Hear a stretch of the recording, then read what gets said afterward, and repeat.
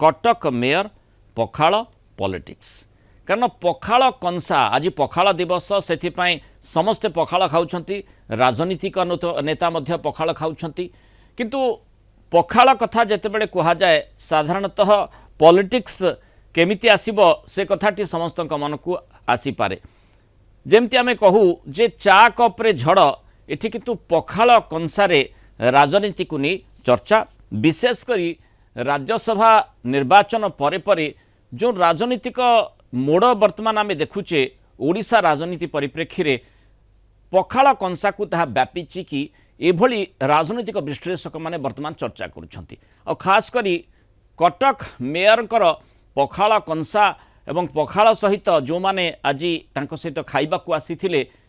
सेमान को जेतेबेले जने केही देखुची यही चर्चाटी ता भितर को आसीची जे पखाल कंसारे नुआ राजनीति हेलाणी कि सौभिक क्रॉस भोटिंग परे समीकरण बदलुछि कि ये प्रश्नटी आसुछि कटक दृश्यपटरे चर्चारे सुभाष नयन पखाल दिवस भेटघाट कटक रे बीजेपी नेतांक सह जेतु बीजेडी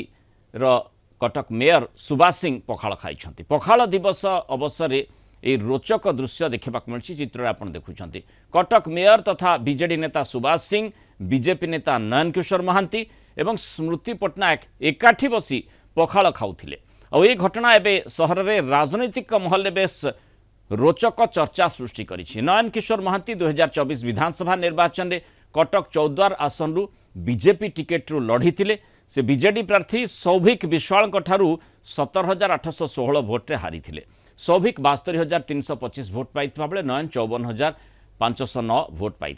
निकटरे जो राज्यसभा निर्वाचन होइथिला सेतिरे सौभिक विश्वाल क्रॉस वोटिंग करथिले जहाकु नै केभली चर्चा हिची ता आमे देखिछे और ये घटना परे